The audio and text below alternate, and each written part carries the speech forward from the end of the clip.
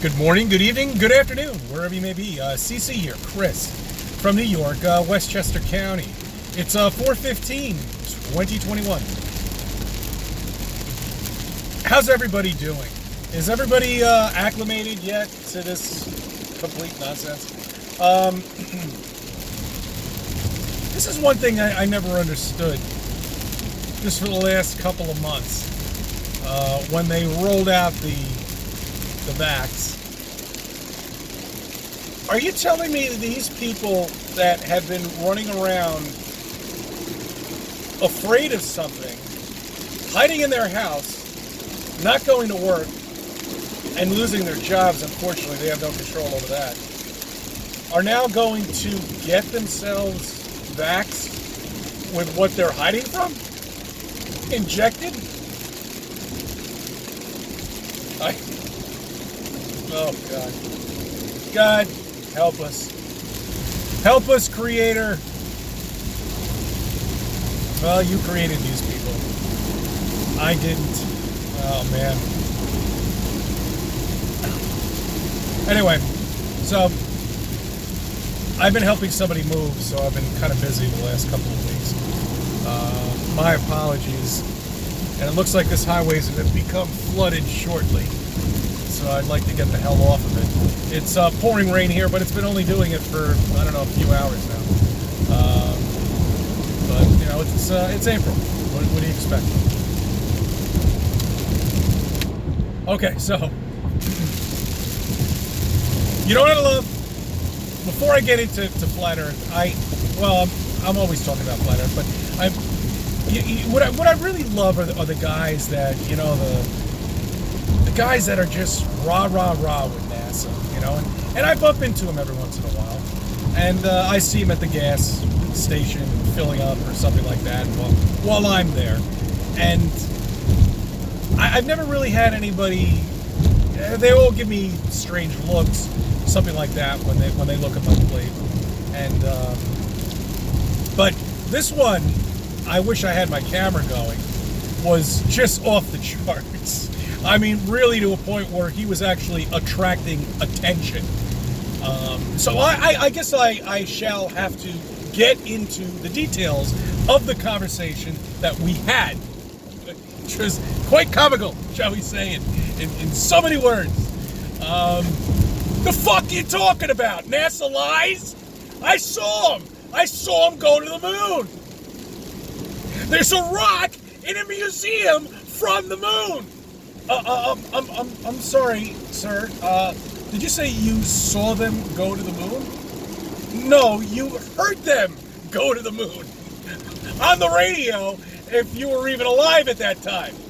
And this guy couldn't have been maybe a couple of years older than I am, so obviously, whatever the fuck. You see what, their instinct is that they're so frustrated. They're so annoyed. They want to lash out at somebody when they see the truth. Okay, and that's their problem. They don't understand it. They don't understand what's going on. They've got to do it. So we're continuing this conversation after he lashed out on me, and you know, I just asked him a couple of simple questions. You know, one, you didn't see anything except a Hollywood movie set, and that's basically what you saw.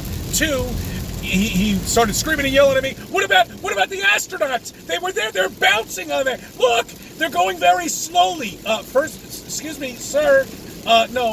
First off, they wouldn't be bouncing like that in slow motion. It would be, if anything, faster. Okay? Then you could possibly imagine, because now you're only, you're like 50 pounds now in space. I mean, really. You'd be like Hercules up there, for crying out loud. Okay? And then another thing, too. Now, you said you actually saw the space capsule go to the moon? I don't remember seeing that footage. I don't know. Where did that footage come from? So I couldn't even get at any of these, you know, rebuttals with this guy, because he was just, this is like a 2-minute conversation, you know, that you have with somebody.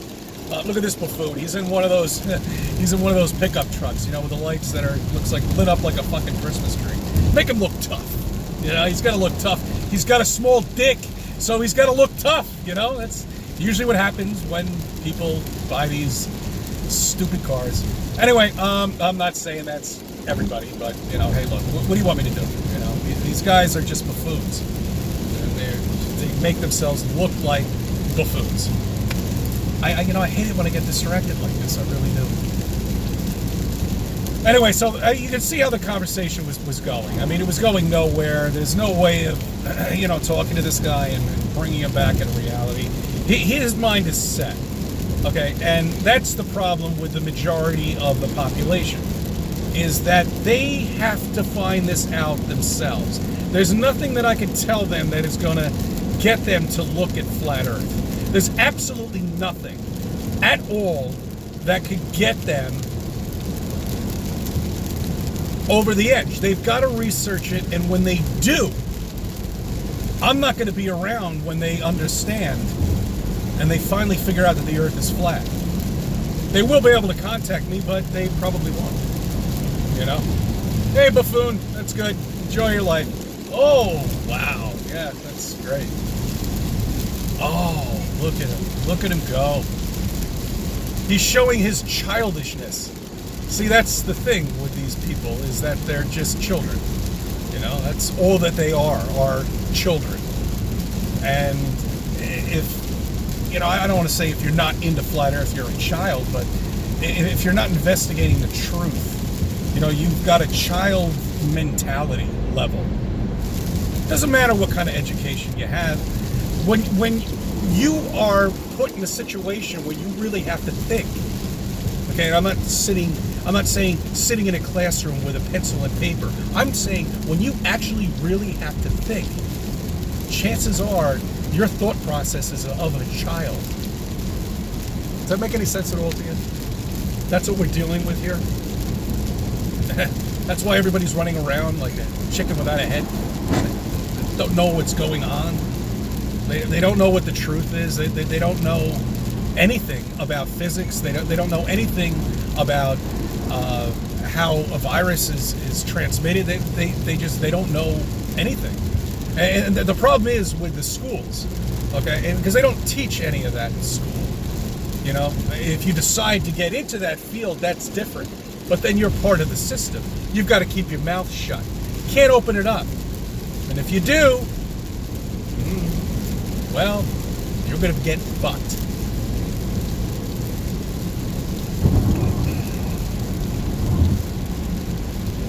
The plausible possibility of flat Earth and beyond. That's right, guys. If you're not a flat earther, next caller, please.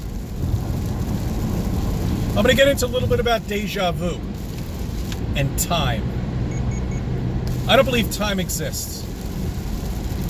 At least the way that we know it. I mean, I understand the time up in the sky. That's just nothing but an amazing light show. The stars and the planets and all that stuff. They're not tangible objects. They're moving, but we're not.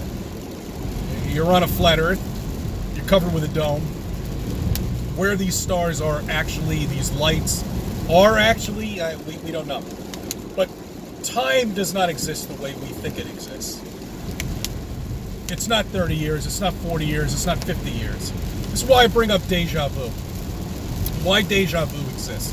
Now remember, this is a plausible possibility of beyond flat Earth. This is an idea of deja vu. How to explain deja vu to somebody. And this is the best way I can describe it. Okay, I've had double deja vu, which is weird. I went to Europe,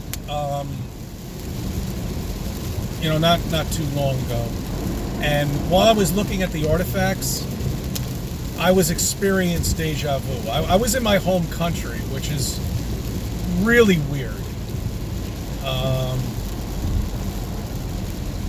But that's what I was experiencing. But that was a very significant trip to me. And I would bring it up a lot because I was there looking at all of these artifacts. I was there, you know. I mean, our history's been wiped out. We don't really know what any of it stuff is anyway. But, I mean, really, I bring it up myself. And that is one of the only places I've really, well, no, I don't want to say only places, but where double deja vu is taking place. So let me get into double deja vu. Okay, now double deja vu is something I think when you're talking about in the future, that experience that you have, you're somehow channeling that experience to when you're actually experiencing it to yourself, somehow or another. And that's how I believe deja vu happens. If you follow that, you know, like for example, I see something like something in particular that's really weird, and of course I'm always going to explaining it. Did you feel deja vu at that time? You probably did. That might have been you in the future, or you in the future, obviously, speaking about that very moment in time, and somehow that connected to you in the past. If you want to use past and present in this term, I don't know. You know, because I think all time is connected. What you're doing right now is what yourself is doing 50 years from now. You know, I'm not saying driving a car or anything like that, but you're there on kind of like the same timeline. All right, and that's an idea of deja vu that I think we're all connected. It goes back to another way of describing it. It's the 100th monkey effect. You know, where, you know, a population of everybody, if enough of them do it, somehow or another we're connected inside of this digital world. Okay? And we all start doing it. And then I look at the face masks. That might have been the 100th monkey effect right there. I mean, everybody started doing it. Not only pure pressure, but it's just like it became instinct at that point. It's almost like they woke up like a zombie, you know, one day and just said, okay, we've got to have this. Where is the face mask? This is now something that we need immediately, and we've got to wear it every day, and we're going to double it up, triple it up. I saw a sign the other day, custom,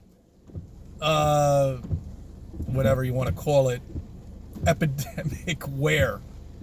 That's great. And basically what it looked like is it's a butcher's suit. Plastic gown. Help them. God the Creator, help these people wake the fuck up, will you please? Because there's just they're just hopeless. They're hopeless here in Westchester County. Just fucking hopeless. You know, it's unbelievable. I don't see any end in sight. I still see people driving around with face masks on. I still see people walking around paranoid. I still see people walking to the other side of the street. I still see people walking away, making sure they're within a 6-foot radius when their God, CNN and all the MSNBC and all this other bullshit is out there saying, you don't have to do that anymore. It's now 3 feet. That hasn't even got to them yet. Oh, man. It's remarkable, and I'll tell you, it's good. It's fun to watch, but frustrating to watch at the same time, if you know what I mean. It's like a feeling of frustration and a feeling of laughable material, basically, that most of us can't even use anymore because YouTube is suppressing every fucking thing that we fucking say. So fuck you, YouTube, or Google, whatever. That doesn't tell you something. That doesn't tell you something. That we can't speak our own mind. But you know what? They'll just cover it up and say, you know what? You're speaking dangerously. That's what it is. You're speaking dangerously to these people. I thank you for subbing. I thank you for viewing my videos. Let me be part of your life.